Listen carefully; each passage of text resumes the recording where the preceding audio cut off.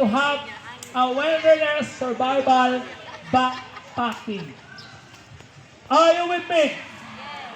Are you with me? Okay. And the last one, on climbers, kinsa may gagamit og lipstick?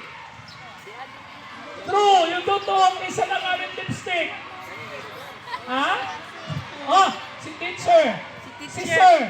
Mga ma'am and sir. Si sir wala gagamit? Sir, nagamit. Eh, ako, di ako ilimod.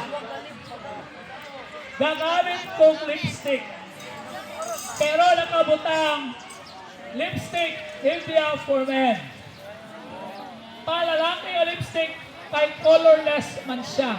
Ang purpose sa lipstick o lip balm o lip gloss, huwag ka sa bukid, pag too much cold, ibaklo sa imong abil, kay para dili mo liki-liki ang imong panit tungod sa tugnaw.